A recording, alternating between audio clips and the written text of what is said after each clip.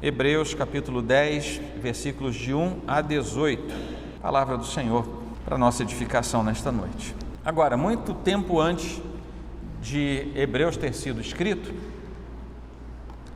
um pensador grego, que alguns aqui já leram a respeito dele ou leram seus textos, chamado Platão, ele escreveu uma obra chamada A República. Essa obra é a simulação de um diálogo. Platão era um exímio escritor, ele simula um diálogo entre Sócrates, um outro pensador, e Glauco, personagem que está nesse diálogo.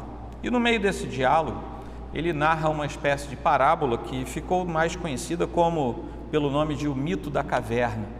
E eu não vou aqui entrar nesse detalhe, mas eu apenas quero fazer uma ilustração. A intenção de Platão era apresentar a possibilidade de se chegar ao conhecimento pleno da verdade. É como se fosse uma ilustração dentro da obra A República, mas é um pedacinho que ficou muito famoso. E ele diz que, inclusive, a partir dessa obra, seria muito importante, seria fundamental que o próprio governante da polis, que era a cidade-estado daquele tempo, também conhecesse a verdade, a fim de que ele fosse um bom governante. A gente deveria lembrar isso na política contemporânea, né? E nesse diálogo, Sócrates fala para Glauco imaginar, ele estabelece ali imaginariamente uma caverna, daí que vem esse nome, né? O mito da caverna. E lá dentro da caverna havia algumas pessoas que moravam dentro dessa caverna desde que nasceram. E eles viviam desde a infância e nunca tinham ido até o mundo exterior, nunca tinham saído da caverna. E eles estavam, segundo a descrição de Platão, eles estavam de costas para a saída, havia uma espécie de paredão, eles estavam amarrados, e a única coisa que eles viam o tempo todo era a parede da caverna à frente deles, a luz estava aqui atrás, e pessoas, coisas, animais, tudo que passava lá fora gerava sombra, né? E a sombra aparecia ali na parede diante deles. Eles escutavam barulhos, os ecos, eles viam sombra, mas nunca viam o que estava de fato lá fora. Um dado dia, um desses sujeitos consegue se livrar e vai lá fora. Vê a realidade, ele vê a verdade que estava lá fora, ele deixa de ver apenas as sombras projetadas e chega e vê a imagem real. Sócrates, nesse diálogo, pergunta para Glauco: o que você acha que ia acontecer se aquele sujeito voltasse para tentar tirar os outros que ainda estavam amarrados lá? E Glauco falou: olha, é bem provável que ao chegar lá de volta e contar a realidade, ele seja considerado louco e eles vão bater nele, vão matar aquele sujeito. Quando o autor aos Hebreus escreve esse texto, é óbvio que eu não estou fazendo uma assimilação entre esse mito da caverna, que é mais uma parábola, né?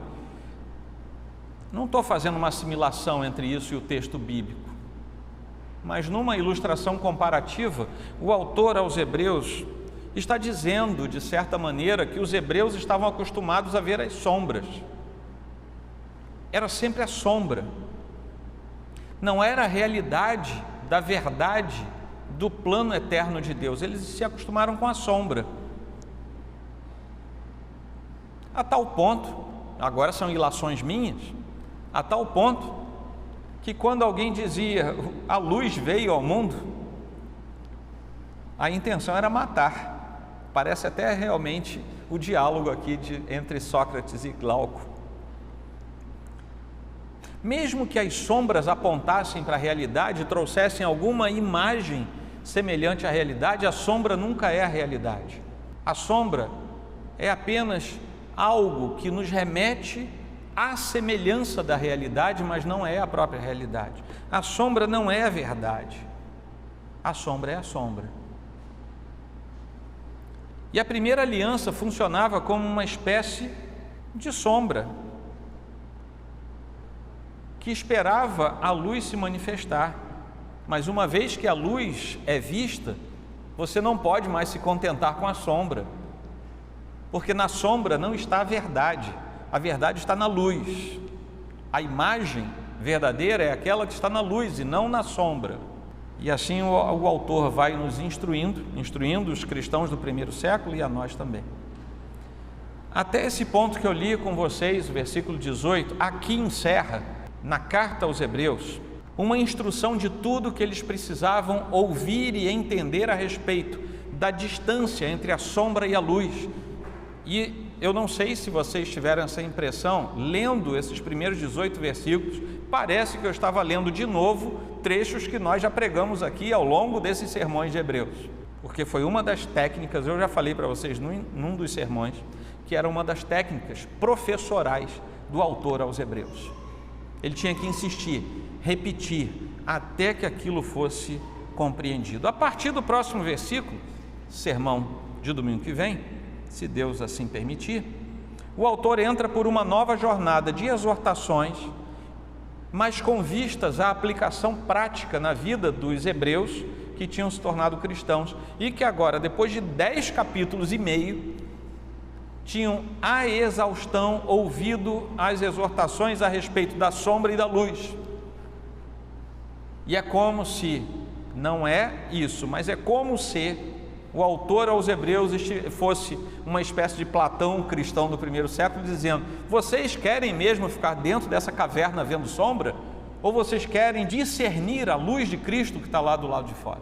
E uma vez tendo ido até a luz, por que é que vocês ainda pensam em voltar para dentro da caverna e serem amarrados de novo de costas para a luz?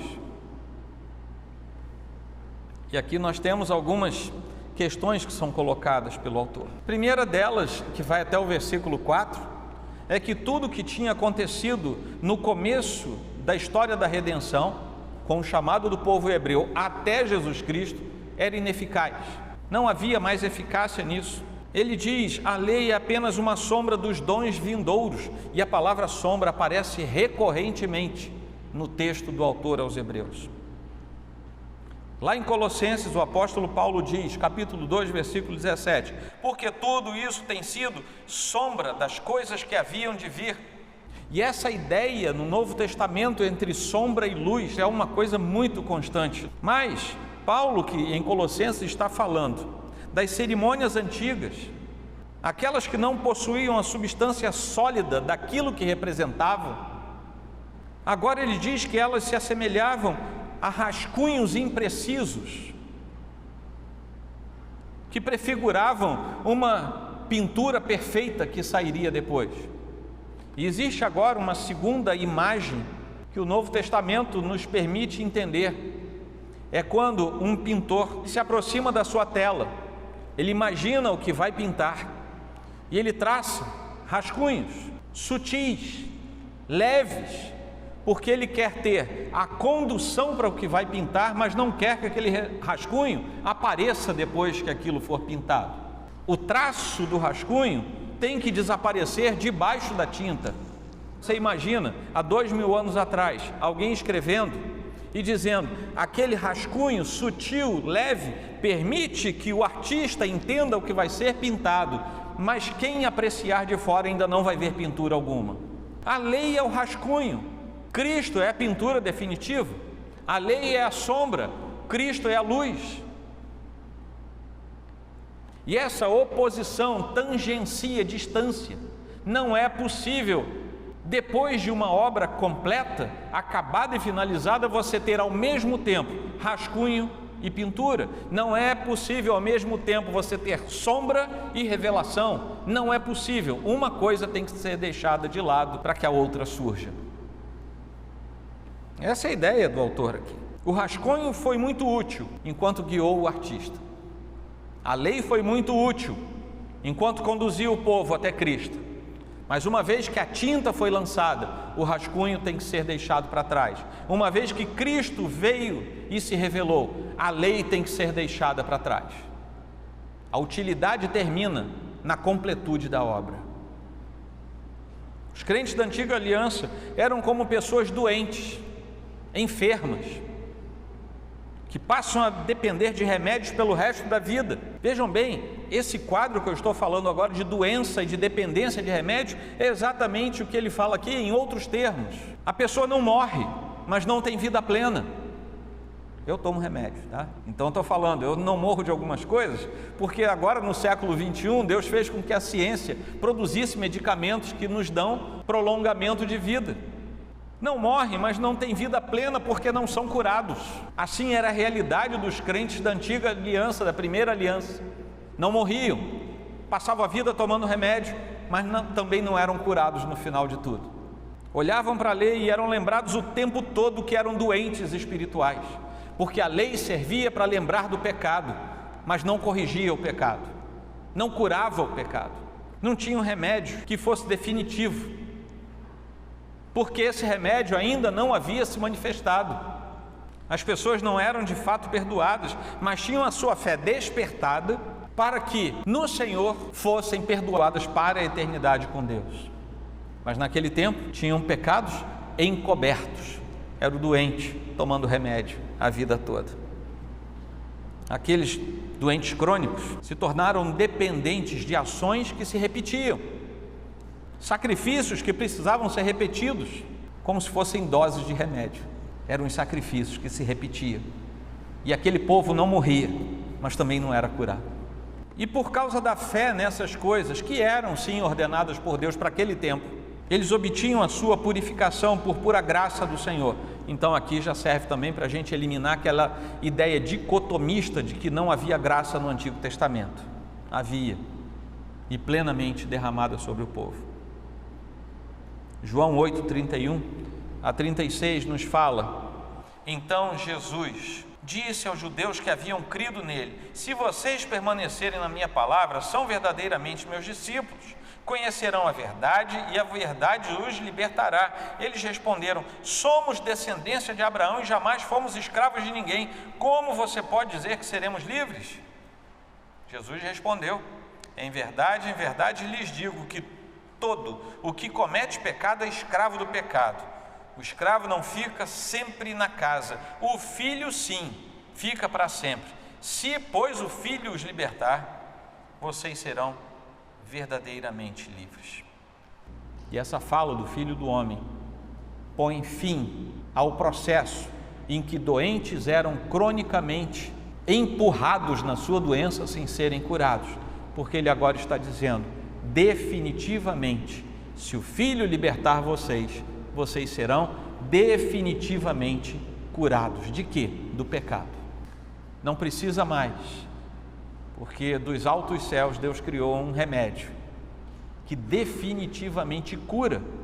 Não empurra a doença até a próxima dose, não empurra o pecado até o próximo holocausto, não empurra a penalidade da ira até que um novo sacrifício pacífico apazigue a ira de Deus sobre o homem.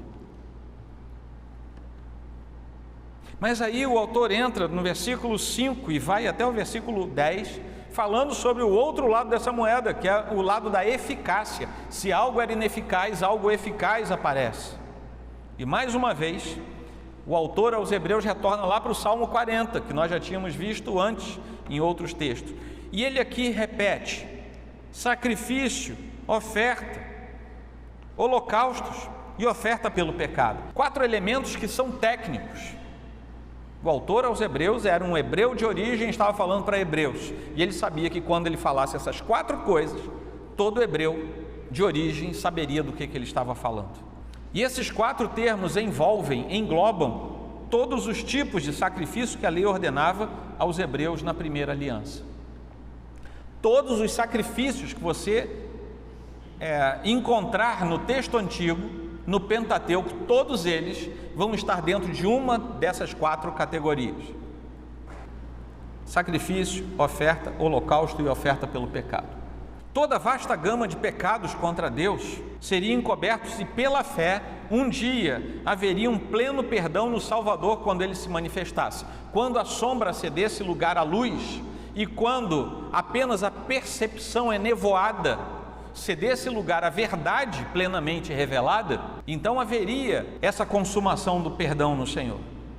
A segunda coisa diante disso é que deveria brotar no coração de cada um da antiguidade, mesmo antes de conhecer ao Senhor Jesus, que os sacrifícios externos, aquilo que se levava até o templo e se oferecia, deveria gerar transformação interna. Mas basta a gente olhar para o relato dos evangelhos e saber que fariseus, saduceus não tinham mais a preocupação com a transformação do seu coração, mas tinham profunda preocupação com os atos externos do culto a Deus. Meus irmãos, fica aqui um parêntese para nós. Nós somos iguaizinhos ao povo do Antigo Testamento, iguaizinhos, pecadores da mesma classe. E mesmo nós tendo visto a luz do Senhor se revelando a nós, a partir da cruz do Calvário, a coisa mais comum que existe é nós estabelecermos elementos externos sem transformação interna na nossa vida. Eu estou falando de nós que estamos dentro da igreja do Senhor. Não estou falando de ninguém que está lá na rua, estou falando de nós. E nós precisamos cuidar para que isso não seja o tom da nossa vida. E nós precisamos cuidar de perguntar diuturnamente ao Senhor: é essa a vida que o Senhor quer para mim? Eu estou satisfazendo aquilo que o Senhor me chamou para fazer? Ou eu apenas, de vez em quando, faço um ato externo, mas o meu coração continua lá no miolo da caverna, vendo as sombras? Ressaltando ainda mais a diferença que o autor coloca aqui, nós devemos nos lembrar que, embora tenha sido ordenado aos hebreus da antiguidade que eles fizessem sacrifícios, mas em sua totalidade é bom nós nos lembrarmos sempre que o Senhor ordena os sacrifícios por pura misericórdia, mas o Senhor mesmo nunca gostou dos sacrifícios. O que o Senhor queria é que pelos sacrifícios, aquilo que se via do lado de fora, o coração do seu povo fosse mexido. Era isso que o Senhor queria, era o coração do seu povo. Ou vocês acham mesmo que o Senhor Deus Todo-Poderoso, Criador de céus e da terra, queria ficar vendo um monte de bicho sendo abatido, sangue escorrendo, e bicho sendo torrado na frente dele? Aquilo, claro, tinha uma clara mensagem didática, simbológica e espiritual, mas não era o fim em si mesmo. O fim era um coração contrito e transformado na presença do Deus Todo-Poderoso, que era o Deus de Israel. 1 Samuel 15, 22 diz assim: será que o Senhor tem mais prazer em holocaustos e sacrifícios do que no obedecer a sua palavra? Eis que o obedecer é melhor do que o sacrificar, e o ouvir é melhor do que a gordura de carneiros. Aí, quando Jesus é apresentado lá no Rio, publicamente, ouve-se uma voz do céu, o Pai falando o seguinte: este é o meu Filho amado, em quem me agrado. O Senhor se agrada de sacrifícios e holocaustos? E o autor, na sua pergunta retórica, nos deixa claramente uma resposta que não. Mas quando o próprio Pai olha dos altos céus para aquele que seria 3 anos depois imolado por mim e por você, ele diz: nele eu me agrado. Eu não me agrado de bois torrados lá no templo, no tabernáculo, seja lá onde for, mas eu me agrado desse que se apresenta diante de mim. Dele eu me agrado porque ele é o Cordeiro Santo que vai tirar o pecado de vocês. Ele não vai apenas empurrar o pecado, porque ele é o próprio que era a esperança do meu povo lá atrás. Este é o meu Filho amado em quem me agrado.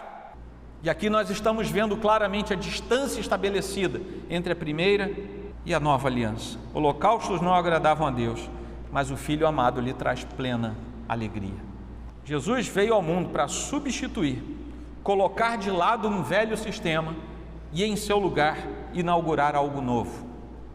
Já tinha sido predito a seu respeito, mas ainda não estava instalado em nosso meio. Ele era o Cristo, que pelo Espírito Santo a si mesmo se ofereceu sem mácula a Deus. E nós sabemos que somente Ele pode purificar a nossa consciência de obras mortas para servirmos ao Deus vivo. Se você estava aqui quando o capítulo 9 foi pregado, versículo 14. É por isso que nós lemos aqui: eis aqui estou. No rolo do livro está escrito a meu respeito: estou aqui para fazer, ó Deus, a tua vontade. Deus quer holocaustos e sacrifícios? Ou Ele quer obediência? 1 Samuel. Os holocaustos não agradam a Deus, mas o Filho agrada a Deus. E por que o Filho agrada a Deus? Porque o Filho diz: estou aqui para fazer a tua vontade. A obediência entra no lugar da fragilidade de uma exposição externa de coisas, porque a obediência parte do coração e não mais de atos externos que se esvaziam com o tempo e que de fato não agradam a Deus. Os sacrifícios são as sombras.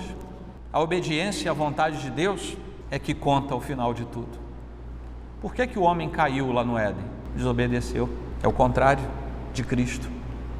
A antiga aliança tinha sido implantada por graça de Deus em resposta à desobediência do homem, lá no Éden. Lá, desobediência do primeiro Adão.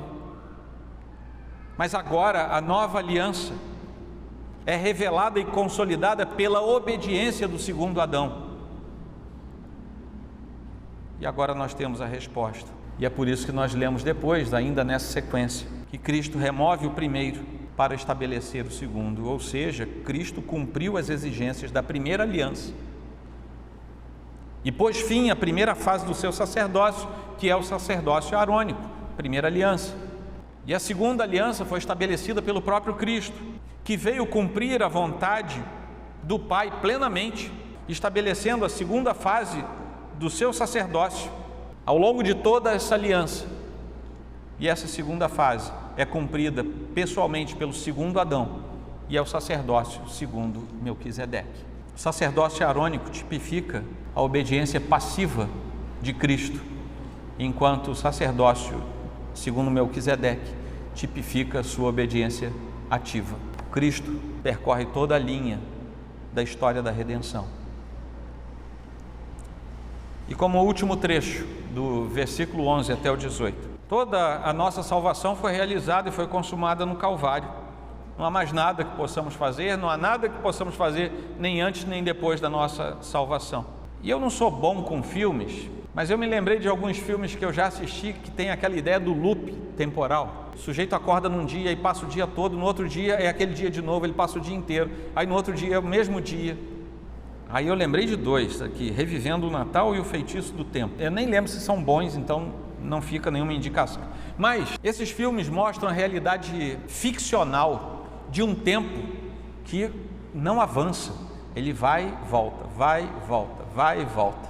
A progressão do tempo é interrompida e o retorno acontece. Assim eram os sacrifícios do Antigo Testamento. Quando o sujeito terminava de levar a ovelha dele, ele já tinha que começar a se preocupar com o próximo sacrifício. Quando ele carregava aquela vaca, levava até lá na presença do sacerdote, o bicho era degolado, sangue era aspergido, os lobos das orelhas, dedão do pé, dedão da mão, sangue para tudo quanto é lado. Depois passa ali na pia, se lava, e o sacerdote se lavava, entrava no lugar para o culto ao Senhor, e para oferecer ao Senhor aquilo tudo que esse povo trouxe. Matamos, torramos, a gordura foi queimada. Senhor, por favor, faz com que isso te agrade. No dia seguinte, de novo. No dia seguinte, de novo.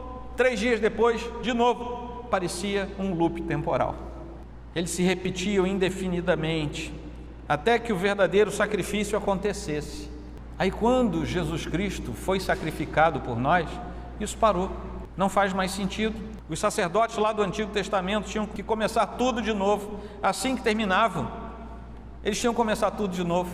As ofertas jamais terminavam, os sacrifícios jamais terminavam. Calcula-se algo em torno de 1.200 anos fazendo isso. Talvez um pouquinho mais, talvez um pouquinho menos. Por aí, uns 1.200 anos de prática sacrificial todo santo dia. E alguns sacrifícios são difíceis até da gente imaginar. Salomão vai inaugurar o templo, 10.000 bois, não sei quantas mil ovelhas. Você fala assim, meu Deus, que mortandade. Fazia parte. O autor faz referência direta aqui a Jeremias 31. E ele conclui que o Senhor não vai se lembrar para sempre dos pecados e das iniquidades daqueles em cujo coração e em cuja mente a sua própria lei estiver incrustada. Isso é indefinitivo. Isso só é possível porque o próprio Jesus Cristo ofereceu para sempre um único sacrifício pelos pecados. E Ele próprio, o próprio Jesus Cristo, aperfeiçoou para sempre os que estão sendo santificados. Você é filho de Deus? É ou não é? Pode falar. É ou não é? Você é filho de Deus? Você está sendo santificado? Tá ou não está, gente? Você está com dúvida? Você está sendo santificado? Não é pegadinha do pastor, não. Sabe o que a Bíblia diz? Que você que está sendo santificado já foi aperfeiçoado para sempre, já consumou uma obra. Você não precisa repetir nada. É por isso que o texto diz que é um só batismo. Eu sei que existem algumas pseudo-igrejas que batizam você quantas vezes você quiser. Amanheci hoje, borocochô, batiza que passa. Eu sei que existe. Cada um vai dar conta do que faz a Deus.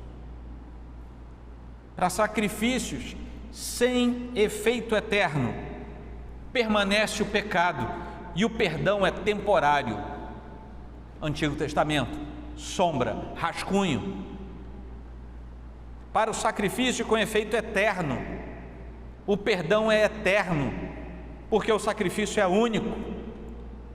Nova aliança, Cristo, pintura, luz. Acabou. E aqui no texto aos Hebreus, ao provar essa verdade, o autor, que está como que encerrando uma fase na carta, ele precisa escrever outras coisas, ele precisa encerrar isso. A carta está ficando longa, ele precisa encerrar, e ele começa a entrar numa outra proposição, que é a da vida prática, mas ele deixa algumas lições preciosas que eu separei aqui. São pelo menos 5, mas são breves. Primeiro, o Calvário acaba definitivamente com todos os sacrifícios do Antigo Testamento. Acabou.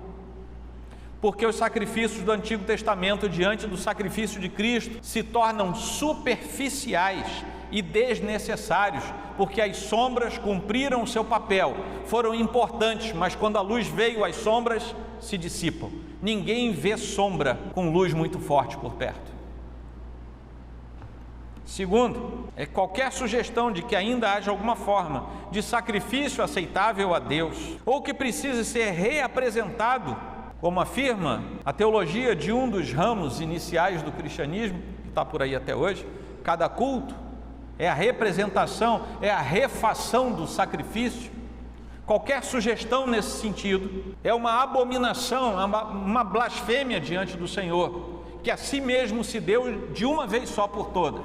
Como é que eu agora, pastor, vou chegar aqui e vou dizer que esse pão virou de novo o corpo de Cristo? Como é que eu vou dizer agora que vamos começar o culto, um novo sacrifício se processa? Isso é blasfemar contra o Senhor.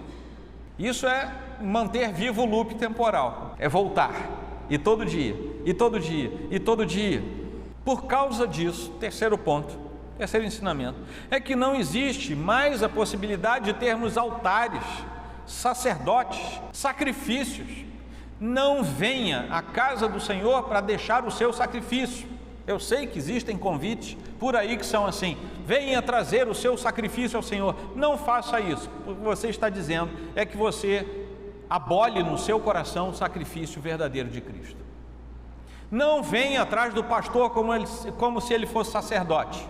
Eu não sou sacerdote, eu sou o seu irmão, que foi chamado pelo Senhor para lhe pregar o Evangelho, ponto final. A minha oração não é mais forte que a sua. Aliás, é bem provável que a sua seja mais forte que a minha. Pastor não é sacerdote. O docente do Novo Testamento não é sacerdote, porque nós temos um sumo sacerdote segundo a ordem de Melquisedeque, ponto final. Não existe competição com ele, é ele e só ele. Não existe altar, eu não estou no altar, isso aqui só é mais alto para você me ver melhor. Não traga sua oferta ao altar, não temos altar na nossa igreja. Nós temos um gasofilácio que serve para você botar a oferta, ponto final. Aliás, você pode fazer por QR Code também, que nós somos moderninhos. O pastor está de toga, parece um sacerdote. Não, aquilo é a roupa que nos remete à docência na igreja. Só. Da mesma forma, 4 pontos, deixando outras tradições e olhando para a nossa tradição mais evangélica, se é que assim eu posso dizer, como é que a gente consegue explicar a ideia dispensacionalista que prega a restauração dos sacrifícios ao final de tudo? Mesmo que eles digam, não, isso é apenas um simbolismo, É um simbolismo abominável, mesmo que seja como um memorial, como afirma Scofield, daquela famosa Bíblia anotada de Scofield. Não foi Cristo quem falou, quando parte o pão e ora pelo cálice? Ele não diz, façam isso em memória de mim? Onde é que está o memorial? É na volta dos sacrifícios ou na obediência a Cristo?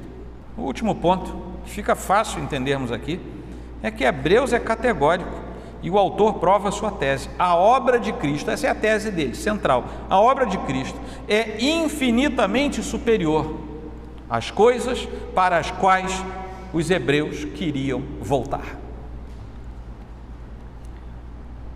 Meus queridos irmãos, a tese da carta aos hebreus precisa ser revivida em nossa mente, em nosso coração.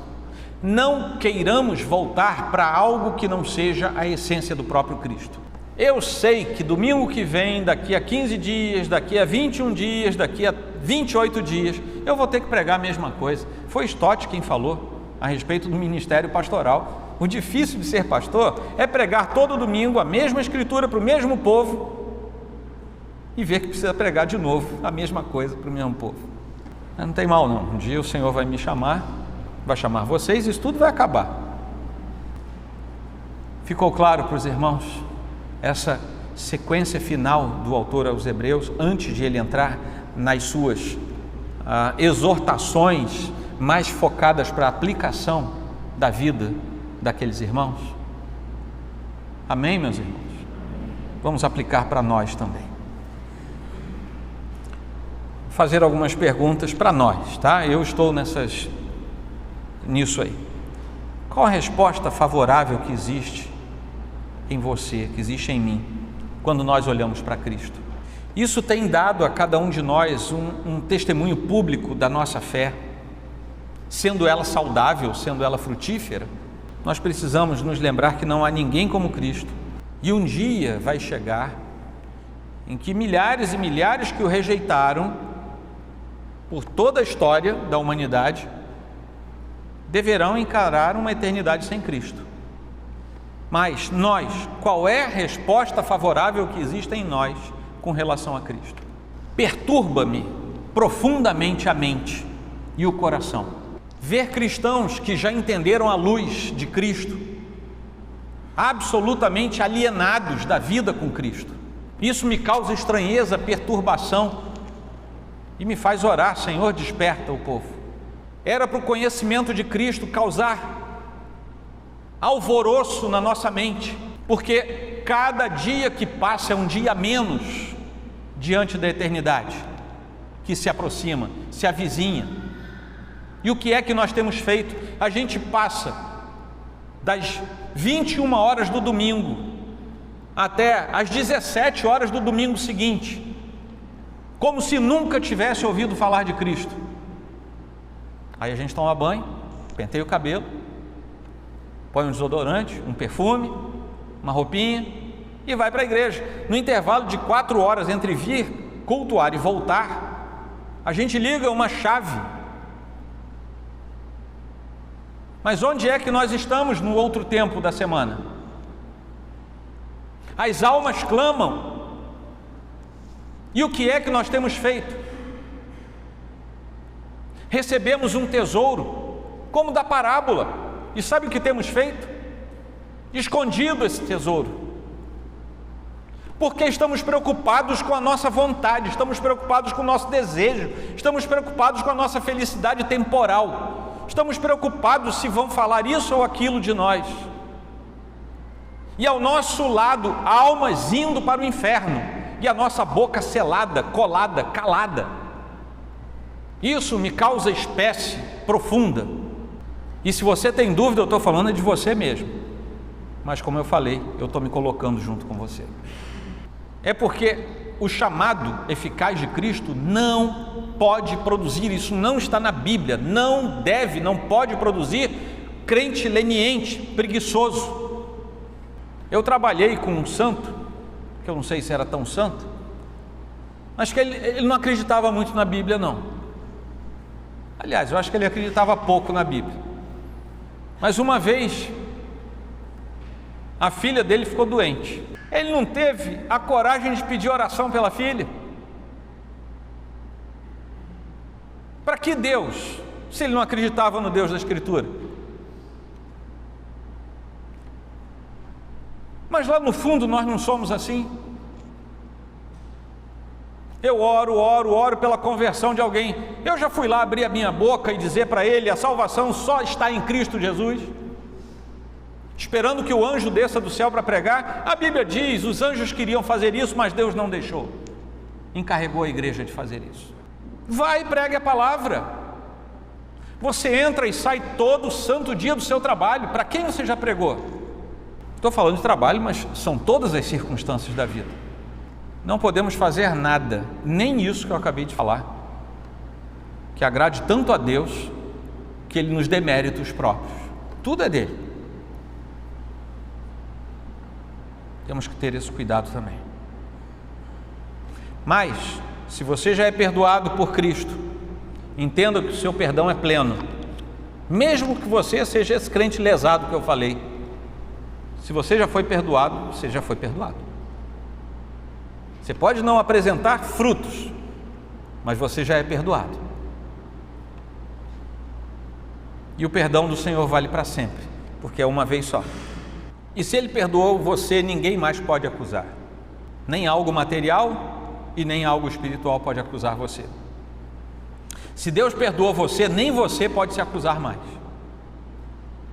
Aí aquele seu pecado que já foi posto lá no pé da cruz, o sangue do Cordeiro já caiu sobre ele, você já foi perdoado. Quem é você para achar que é mais justo do que Deus e não se perdoar? Onde está a desfaçatez de um crente que não se perdoa depois de já ter sido perdoado por Deus? Estamos bem com Deus. Se você já foi perdoado, você está bem com Deus. Você era igualzinho aquele sujeito infeliz que morava amarrado dentro de uma caverna de costas para a luz, vendo as sombras na sua frente, sem distinguir. Mas um dia, assim como Paulo sai da prisão miraculosamente liberto das cadeias, você foi livrado miraculosamente, saiu dessa caverna sombria e você foi lá fora e viu a luz do Senhor. Você vive bem com Deus, já saiu da caverna, está diante da luz. De uma vez por todas, por causa disso, nós deixamos a inimizade com Cristo. Nós somos amigos de Deus, filhos de Deus. A inimizade ficou para trás. Junto com os nossos pecados, a inimizade ficou para trás. E quando o Senhor nos torna seus servos, seus escravos, Ele não tira de nós o qualificativo de escravos, mas nos trata como da família, nos adota e nos dá o seu nome. Mas não pense que por carregar o nome da família de Deus, você deixou de ser servo dele. Não queira fazer a sua vontade, ao invés de fazer a vontade de Deus. Servo não tem vontade própria, servo executa a vontade do seu Senhor. Qual é a vontade de Deus para os filhos? A Bíblia diz. A Bíblia fala qual é a vontade de Deus para cada um dos seus filhos. A essa altura, cada um de nós é convidado diante do Senhor a confessar os pecados, confessar as suas tentativas de chegar diante de Deus por seu próprio mérito, seu próprio esforço. Mas talvez alguém aqui hoje precise ainda se chegar pela primeira vez à cruz, depois de tudo que eu falei, tirado da palavra de Deus, precise considerar: se Deus não salvar você, você não terá como sair das sombras, não terá como deixar de fazer um rascunho, não terá como ir para a luz, não terá como ver as definições das cores de Deus, a clareza da vida com Deus, não terá, porque por nós mesmos somos cegos, somos surdos ao chamado do Senhor e somos mortos em nossos delitos e pecados, até que o Senhor nos levante. Fechando aqui, você é servo? Aquilo que você faz no seu dia a dia, você faz com base na vontade de quem? A sua ou na de Deus? Eu vou contar um segredo para vocês, vou até falar baixinho aqui. Todo crente sabe qual é a vontade de Deus. Pode não obedecer, mas sabe. Com base na vontade de quem você toma decisões pessoais e até decisões ministeriais? É porque um dia você acorda assim, dia, vou fazer tudo diferente a partir de hoje. Você consultou o coração de Deus? Você está a fim de mudar o arado? Ou de olhar para trás? O que a Bíblia fala? Você já sabe a resposta. Nós estamos tomando nossas decisões com base na vontade de quem? Na nossa ou na de Deus? Finalmente, olha ao seu redor. Olhando ao redor, você vai ver as necessidades desse mundo caído. Você vai ver as necessidades da sua igreja. E se você nos visita, leve essa exortação, porque a sua igreja também tem necessidades. E diante das necessidades do mundo, de quem nos cerca, diante das necessidades da sua igreja, qual tem sido a consulta feita ao nosso coração? Vou fazer a vontade de quem? Daquele que sabe todas as coisas e me guia e é o meu Senhor e Mestre? Ou a minha vontade? E com base nessas respostas, a gente vai ter também uma grande resposta para a nossa vida. Se nós estamos na luz ou se resolvemos ficar na sombra. Não estou falando de salvação, estou falando de discernimento, de vida abundante com Deus. Leve para casa essas perguntas e as respostas que você pode dar a elas. E tome decisões